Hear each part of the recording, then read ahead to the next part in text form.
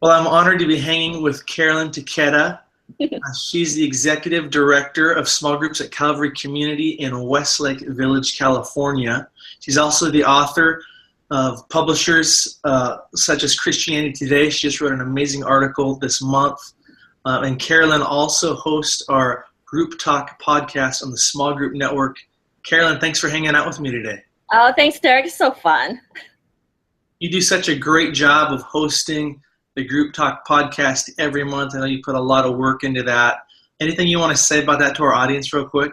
Yeah, it's like my favorite extracurricular activity outside of my day job, because I get to talk to experts in small groups ministry and just pick their brains about stuff that we're all thinking about. If we're in this ministry, this is hopefully stuff that we're dealing with day to day, or that's out in the future that we need to tackle. And our guests are so gracious, and it's really so much fun for me. And I do want to say, if there's a topic that you're really interested in and you think, gosh, would like to hear someone talk about that, please let me know. You can just Facebook me on our small group network page, or Facebook me personally, or email me through the network, and just let me know if there's some topics. And if we get some interest around certain topics, I'd be happy to address them. And I've been doing this now for like 1.5 years, and we just celebrated our 30,000 downloads, which is amazing. So thank you so much for listening. And if you're interested in certain topics, or just want to give us any feedback, you can even give us constructive feedback.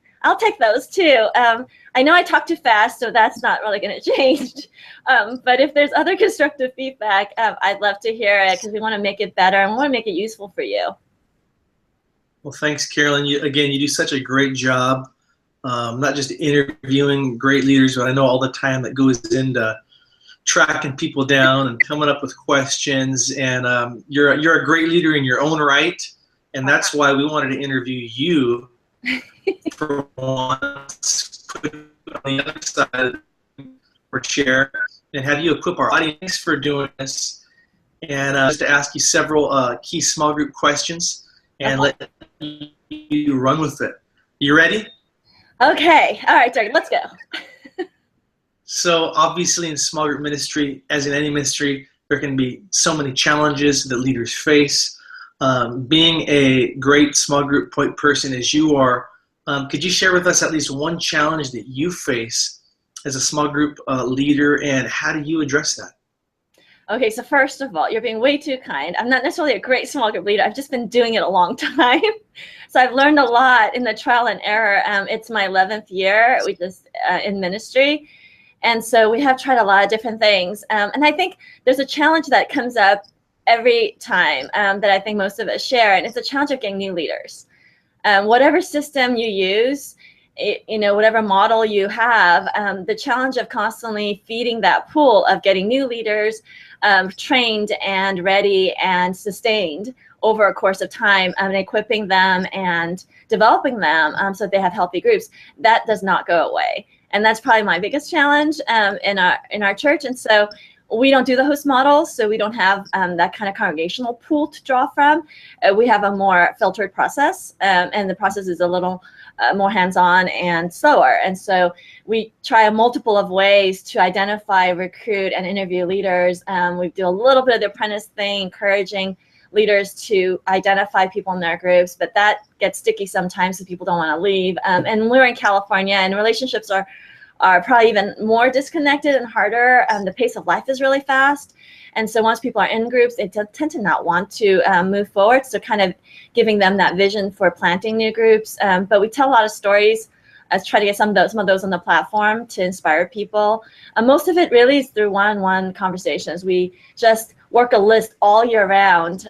We recruit leaders predominantly for the fall and the spring, but we work all year round off of lists. If anyone looks like they're a possibility, we process, and when we say yes or no, or just constantly are inviting people to take this next step of faith. But it's an ongoing one, and sometimes it's really probably the one, Derek, where I feel like I pray and have to trust God the most in, because I always look at, we never seem to have enough leaders for the number of people who want to get in groups. We always have a lot of new people coming through our church, so that's always a constant need, and one that is always on my prayer list. Yes, that is a big challenge. More leaders. So I like how you said you're just working a list, you're keeping your eyes open, inviting people. You alluded to that you don't use a host model at your church. Obviously, there's all kinds of different models out there for small group ministry. Could you tell us, if there is a name for it, what model you guys employ at your church, what you like about it, and maybe just how it works in a nutshell? Sure. Okay, so I tend to be skeptical of models and swallowing them whole. I think maybe it's because my background as a lawyer, but I tend to always take things apart and go, okay, how does this work? And I think it's important in ministry to consider your church environment and your ministry, not just, I'm not talking just denomination, but also where you are in the country, size of your church, your staff culture, your senior leadership preferences, all of those things I would just call culture. So whatever model you have, I think we need to contextualize it to that environment. So what I've done and what we've done is to take different models. And my first year in small groups ministry, I think I read like 15 books because I'm just a nerd and this is how I learn. And I knew nothing about ministry. So I thought, okay, well, I need to learn. So I was hit with all these different models and everyone's saying, you know, you can do it this way, that way. And they were all really good stuff. But I started teasing out, okay, this is where God has called me to. This is our church. This is where we're going. This is who we have. This is our culture. So what works here? And then I kind of put every model or everything I learned really in through that grid of, okay, Lord, what will work here? Well, and then we've adapted over the years. So here's some key pieces for our model. There is no name for this model. I guess it would be Calvary Community Church model. But some key pieces are once a year, we do a fall kind of campaign-ish thing using in-house video curriculum. We film it in-house with me and the senior pastor. We do an interview format, and it's aligned with his fall teaching series, which is our vision series. And it's kind of our highest volume series. So we kind of push that one big, 6 or 8 weeks, depending on the series, just align it with him. And we also launch new small groups at that time. And we do that through the lobby, through online, you know, through connection cards. And then in January, February time, we do another small group push. But this time, no, we don't have a video curriculum for that one, but we do have a teaching series kind of going with that. Another piece of our model is that we put people into small groups throughout the year. What we found is that people, if they're feeling the desire to get in a group, that takes guts to check off a sheet of paper to sign up, to register, you know, online, maybe at 10 o'clock at night, they're feeling the need for that. And we don't want them to have to wait 6 months or 3 months or even 1 month. So we have a number of groups that are always open, that we know the leaders can handle disruption and can have people float in and out. And a lot of times people will just float in and out, really. They'll just come once or twice and then they'll move on. And we just have tried to train our leaders to understand that when people come in and out, that's not a statement about their weak leadership, but rather that's just part of their journey. And of course, we want people to stick and stay the long term, but not everybody has that. And we tend to have some people that'll be like, this is the 3rd time I've signed up and I'm finally going to go now. I mean, literally, I have people like this all the time. So at first, I was so judgmental about it. And I thought, what are you? You're so flaky. Like, you commit, you sign, you commit, you show up. Then I realized, you know what? Everybody comes from a different place and have a lot more grace with the process and make sure our leaders understand that. So we put people in groups throughout the year. And that's a little different. We also do not have a lot of volunteer coaches. We've tried it multiple ways, multiple different times. And I've kind of landed on, this doesn't seem to work for us. Our culture is hyper busy, a lot of commuters. We're a suburb of Los Angeles. People have very full lives. And so we use staff, part-time staff, area leaders, what we call them, but they're basically coaches. And so they have a span of care, which is going to sound crazy, Derek, but they actually have about 50 to 60 groups that they oversee. And it works well because they didn't get them all. They're not all new groups. They're groups over time. So they get, say, 10 new at a time, but then these other groups have been ongoing and they already have a relationship with them. And so we kind of find that to be a better method for us. And we do have a few lay coaches, one for men's ministry groups. We've got a couple other ones, but we found it more efficient and effective to have staff training and overseeing the groups. So those are some pieces of our kind of hybrid model. A hybrid model, I like that.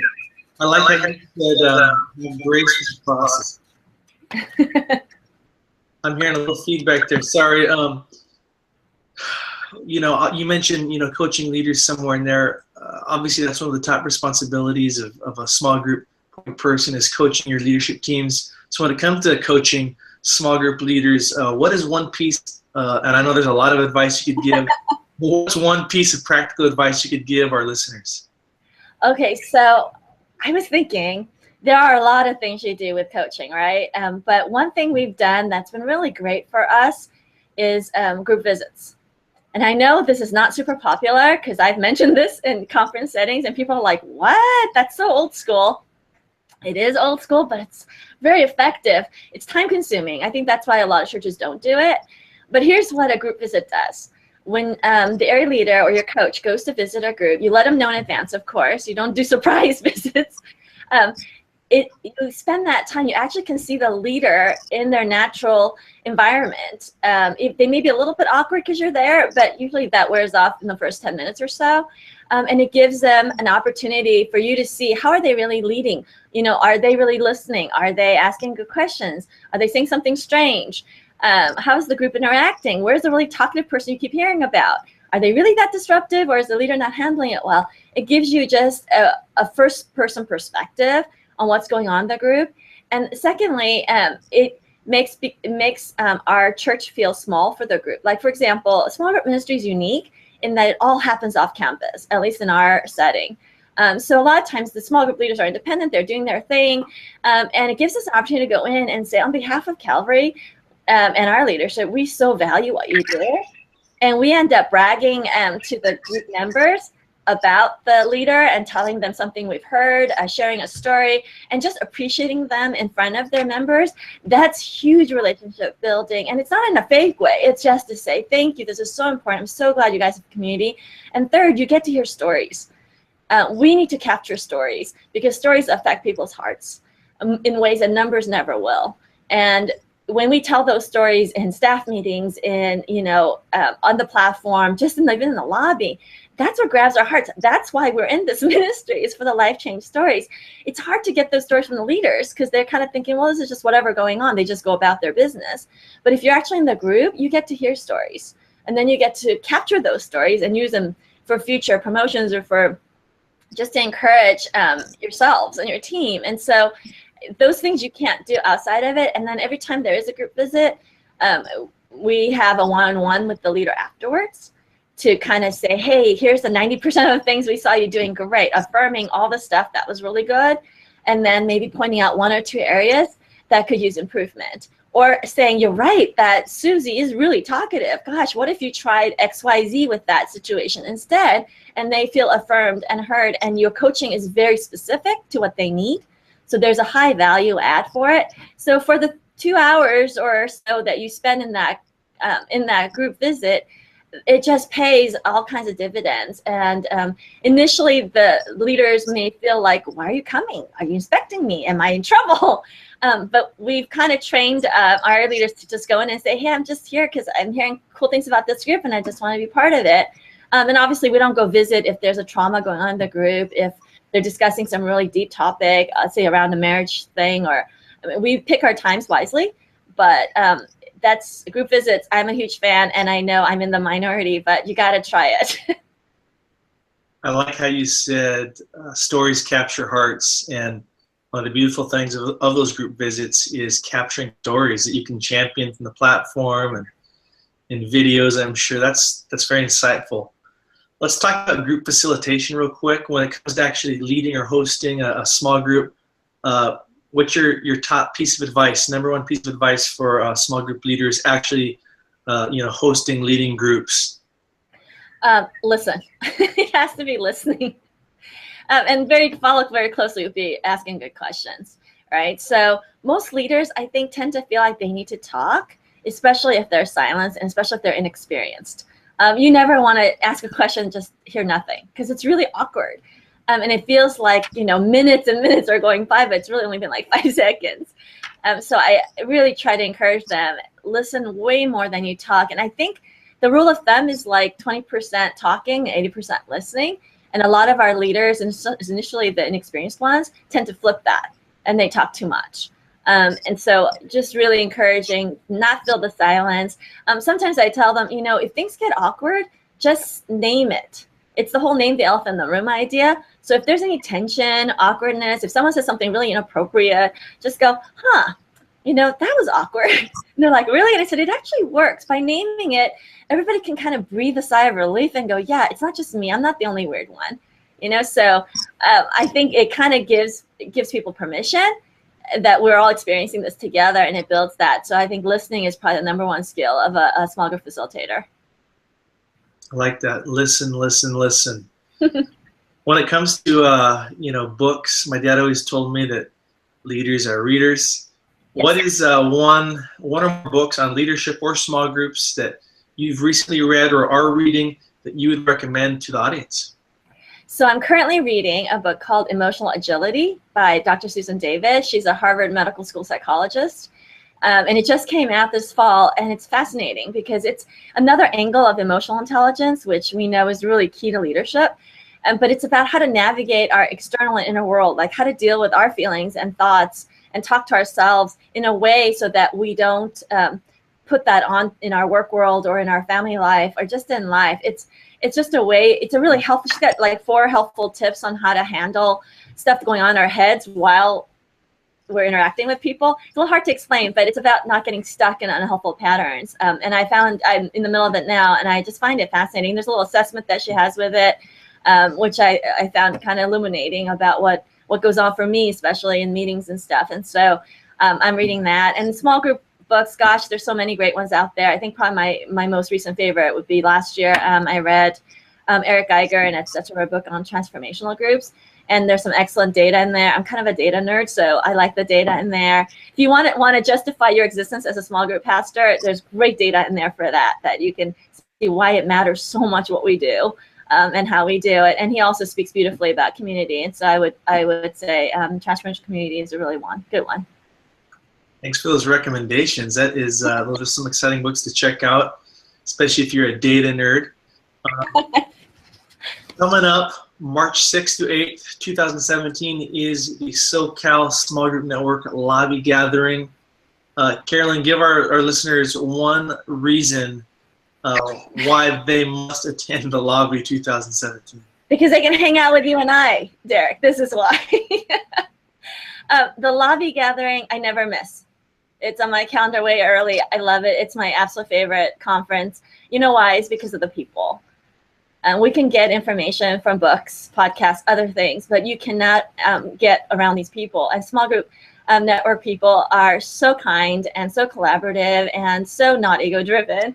And so it's just a great time to hang out with people that are like-minded, who get what you do, why you do it. It's kind of like we don't have to start from point A. We can just dive right into, much later. And there's just such a sense of community. And some of my best ministry friends and peers have come from the Lobby. Now the Lobby, I've gone every year, so it almost feels like a family reunion for me. And we see the same people from across the country, and it doesn't matter if they're in a big church, small church, or south or east or wherever.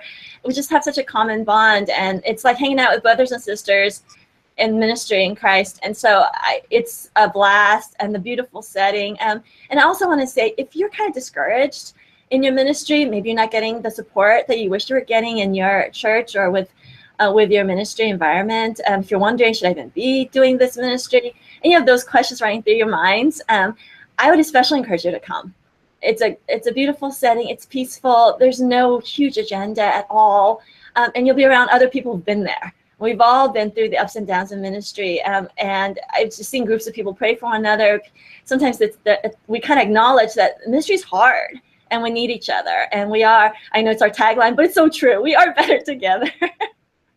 So I would really encourage you to come, and you will not regret it. Yeah, ditto to all that. I just love the chill setting, laid back. Mm-hmm. So great to just mingle and meet new friends and leaders you've seen on the screen. For those viewing, you can register for the Lobby by going to smallgroupnetwork.com/events, and it's the top event there listed as you scroll down. And you can click on Eventbrite and register and lock in the early bird price, I think up till December 16th or so. And it's going to be a great time. We hope to see you there. Don't miss it. Carolyn, I want to say thanks for your time. I know you're a very busy woman and leader, and thank you for your insight and expertise sharing today. Listeners, follow Carolyn on Twitter at Taketa Carolyn. That's TAKETA CAROLYN. She's also on Facebook at Carolyn Taketa, and continue to follow her to get inspiration and resources and everything you need to know about small groups. Thanks, Carolyn. Oh, you're welcome. Thank you. It was so fun. Thanks, Derek. Have a great day. We'll see you at the lobby. All right. Bye. Bye.